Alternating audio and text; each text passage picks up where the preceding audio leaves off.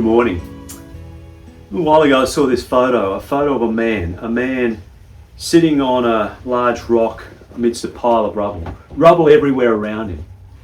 It was a scene where missiles, bombs had exploded and buildings had been blown apart. And all there was rubble and wreckage. And in the background were people searching and looking. And here was this man just sitting with his head in his hands. It was just the photo. And I wondered. I wondered what his experience was. A man who lost home, city, family, friends. A man in despair and anguish. A man who was lost, pain, hopeless, helpless. Can these bones live?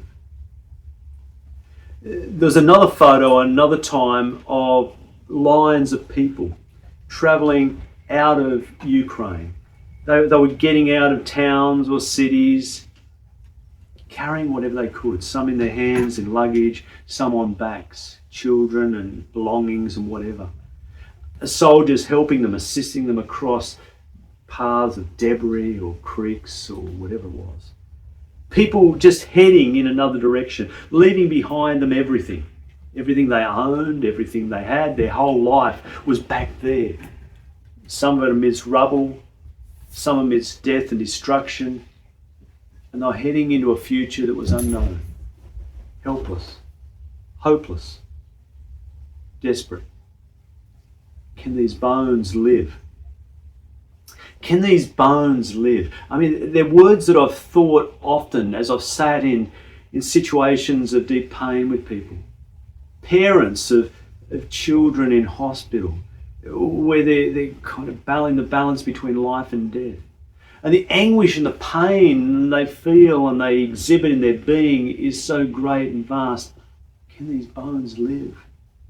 And if something happens to my child, will they live? Or people who lose partner, parent, sibling, friend. And the grief is deep, hard, harsh. Can these bones live? When our world blows apart, when we're caught in that experience of loss, that the house burns in a bushfire or is inundated with water in a flood, and everything has to start again. Can these bones live? In many situations, these words might embrace the expression of how we feel or what we're thinking or what's going on for us. Can these bones live? We feel dry or lifeless or just helpless. Can these bones live? The phrase comes from a story that the prophet Ezekiel in about the 6th century BCE tells. It's in the context of the southern kingdom of Judah, with the capital of Jerusalem, being overwhelmed by the Babylonian armies who come through and lay siege to the city, and they finally break through the wall and the fighting breaks out and they win the battle. They destroy most of the city, including the great and wonderful temple. It's left in burning ruins as they escape with the whole herd of local people, artisans and craftspeople and leading citizens and whoever, and take them back to Babylon, modern day Iraq. And there they're supposed to contribute to this empire. But in Babylon, these people feel helpless, lifeless, lost.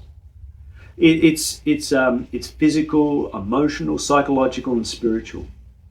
They don't know how to make sense of this. The people ask them to sing songs of their homeland. Psalm 137 offers one of their answers. How can we sing the Lord's song in a strange land? We by the rivers of Babylon, we just wept, lost, helpless, deathly. It was a situation that was compounded by faith. Their belief that the gods do battle in heaven and their armies fight on earth, and the victorious army signifies who won in heaven. And so this sense that maybe the Babylonian god Marduk has overwhelmed their god Yahweh. Is Yahweh alive? And if so, this God has no home on earth, because the temple where they went to meet with God is destroyed. They are lost. And it's into this that the prophets speak, prophets like Ezekiel, to bring the people back to God, and also to speak into their situation words of hope, new life that might emerge. And Ezekiel was one of the ones who promises that there'll be restoration, that God will restore the people and their homeland and even their temple. And in this story this week, there's a vision. Ezekiel has taken in a vision to a great valley, a valley of dry bones. It may be one of the valleys where some of the battles have been fought. And these are the bodies of the dead, the bones of the dead, the skeletons, just dry and lifeless. And he looks down at this valley of dry bones that are lifeless and dead. And in the vision, God asks, can these bones live? Can the bones of that man in Palestine sitting on a rock in Gaza live? Can the bones of those who are seeking a new life out of Ukraine live? Or anywhere in this war-torn world, can these bones live? The parents who walk out of the hospital without their child, or the children without their parent, or whatever it is, can these bones live? And Ezekiel in the vision, I don't know, you know, Lord. And God says to him, prophesy, son of man, and tell these bones to reform. And so he does. And there's this rattle of bones throughout the valley, and they form into skeletons. You know, the song, dry bones, dry bones, dry bones, then we hear the word of the Lord. The foot bone connected to the ankle bone connected to the leg bone connected to the knee bone, and so on. They form. And then he says, prophesy that there'll be sinews and muscles and flesh attached to these skeletons. So it prophesies, and suddenly flesh, and there's these bodies, these lifeless bodies lying in the valley. And then he says, son of man, prophesy to the Spirit to come and blow and invigorate these bodies with life. Breathe into them life, the Spirit. It's a reminder of that Genesis 2 story where God created humans out of the dirt, the soil, the dust, and then breathed the Spirit of life into them and animated them and gave life. And so he does, and this valley is filled with the sound of whooshing wind blowing through, the Spirit coming through and animating these dead bodies, bringing life. And then God says, son of man, this is the people, my people, the children of Israel. I will breathe new life into them, into their dead, lifeless bodies, into the dead, lifeless nation. I will breathe new life in, and they will live. And that's the message that Ezekiel brings to the people. God is with us. In this dark and desolate, difficult place we call Babylon, this other world, this other planet, God is here with us. And will hold us through this, and will lead us or our children out to restore our land. There is hope, and the presence of God is with them in some mysterious and profound way. And this is the story of hope that comes to us in so many different ways. In John's story of Jesus this week, it's the story of dead Lazarus, a friend of Jesus. He arrives too late. Lazarus is dead and in the tomb. And after weeping and grieving and talking with the sisters, he goes to the tomb and calls Lazarus out. This wonderful story. And Lazarus comes out covered in grave clothes. But for me, it's a story of hearing the voice of God call me out of those situations and moments of deathliness, out of those situations where I feel utterly powerless, helpless, lost, defeated, deathly, to live again, to live, to have life. To come out of that tomb that's surrounding me, the tomb that might be all sorts of, the stones of which have all sorts of names and things on them. To walk out into the light, into new life. And that's what this call of Ezekiel is about, to give new life to the people, the life that God promises. They are not alone, God is with them. And this is the great and profound message that God has for us. We are not alone.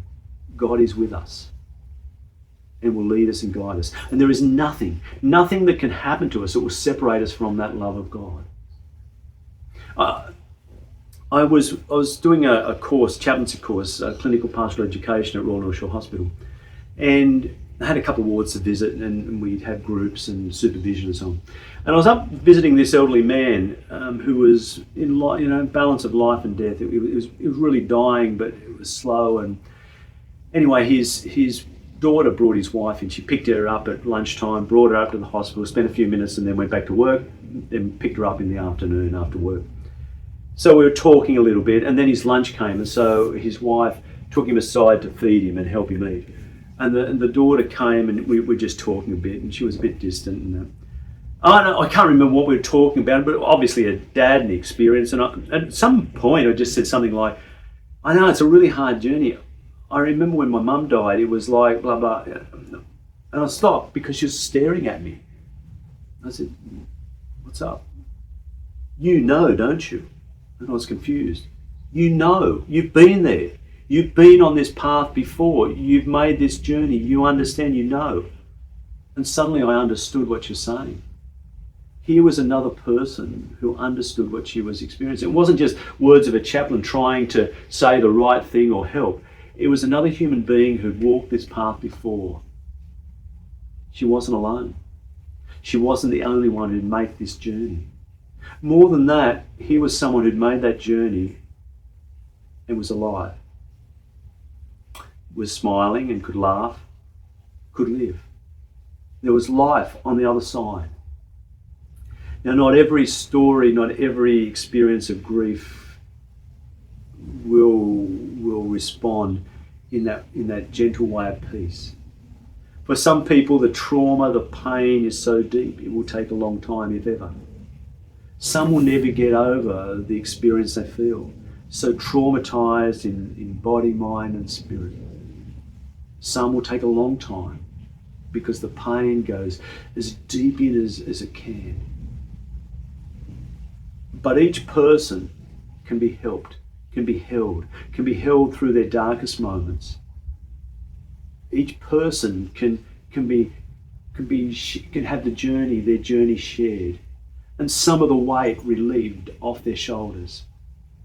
If we can reach out in love to one another, if we can reach out with these even gentle words and actions of hope, if we can be around people in their darkest and deepest moments, no words, just gentle love, they can survive through the valley of the shadow of death. And know that God, in some mysterious, wondrous way, is with them and holding them. And maybe that's enough for today. And that's what our world needs. People who will love. People who have deep care and compassion. Gentle love. Gentle hope. A trust in the God who holds the whole world and is with us. That's the gift we have to offer. That's God's gift to us.